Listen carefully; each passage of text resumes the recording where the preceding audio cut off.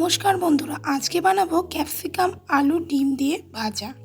এখানে ক্যাপসিকামগুলোকে স্লাইস করে কেটে নিয়েছি, আলু স্লাইস করে কেটে নিয়েছি, একটা পেঁয়াজ ছোট ছোট টুকরো করে কেটে নিয়েছি আর নিয়েছি ডিম। এখন গ্যাসের ফ্লেম অন করে কড়াই বসিয়ে দিয়েছি। কড়াই ভালোভাবে গরম হয়ে গেলে দিয়ে দেব সর্ষের তেল। দিয়ে দিয়েছি তেল, তেলের মধ্যে দিয়ে দিয়েছি কালো জিরে।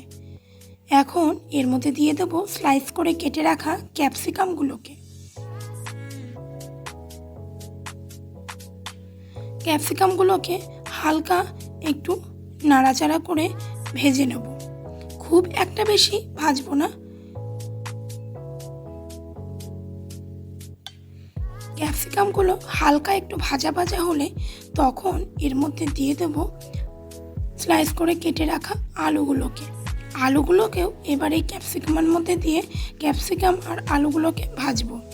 গ্যাসের ফ্লেম রেখেছি লোতে, যাতে ক্যাপসিকামগুলো একদম পুড়ে না যায়। একে একে স্লাইস করে কেটে রাখা আলুগুলোকে ক্যাপসিকামের মধ্যে দিয়ে দিচ্ছি। এখন আলু আর ক্যাপসিকামগুলো লো ফ্লেমে ভাজবো।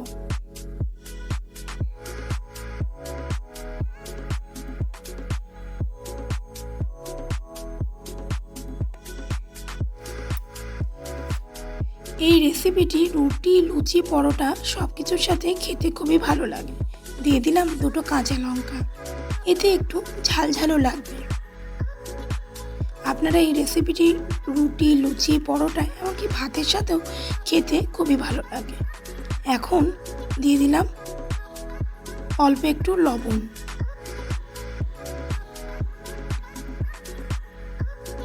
আমি একটু কম পরিমাণেই লবণ দিলাম।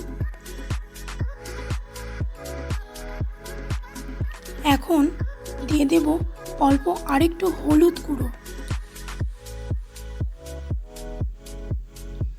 এখন হলুদ আর লবণ দিয়ে ক্যাপসিকাম আর আলুটাকে ভালোভাবে নেড়ে চেড়ে নিচ্ছি, যাতে কড়াইয়ের গায়ে লেগে না যায়।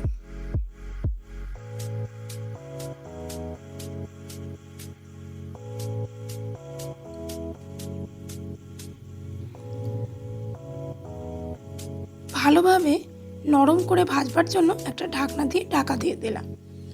6 থেকে 7 মিনিট পরে ঢাকনা খুলে দেখে নিচ্ছি আলু ক্যাপসিকাম অনেকটাই ভাজা হয়েছে।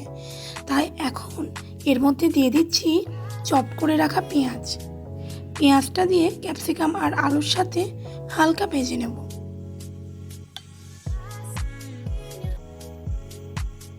হালকা করে পেঁয়াজটাও ক্যাপসিকামের সাথে ভেজে নিচ্ছি, যাতে পেঁয়াজগুলো কাঁচা না থাকে, আবার খুব যাতে কড়া করেও ভাজা না হয়। এখন দিয়ে দেব অল্প সামান্য একটু জল, যাতে ক্যাপসিকাম আর আলুগুলো ভালোভাবে সেদ্ধ হয়। খুবই অল্প পরিমাণে জল দেব।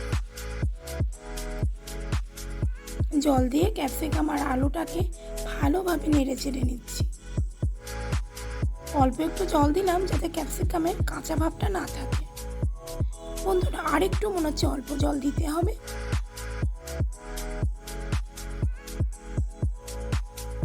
এখন ক্যাপসিকাম আর আলুটাকে ভালোভাবে সেদ্ধ হতে দেওয়ার জন্য একটা ঢাকনা দিয়ে ঢাকা দিয়ে দিলাম।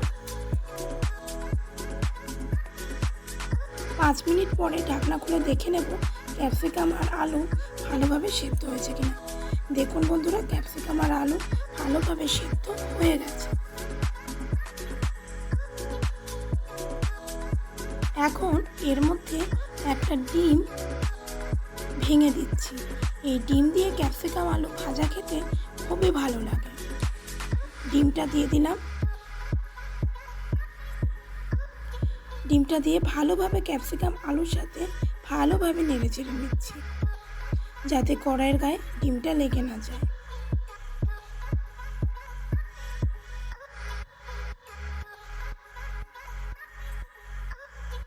দিয়ে দিচ্ছি অল্প আরেকটু লবণ।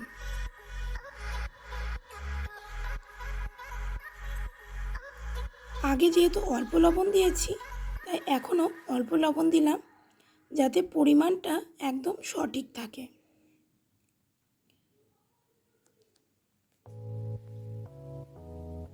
ভালোভাবে নেড়েচেড়ে ভেজে নিচ্ছি যাতে ডিমগুলো কড়াইয়ের গায়ে লেগে না যায়। এখন দিয়ে দেব অল্প আরেকটু সরষের তেল।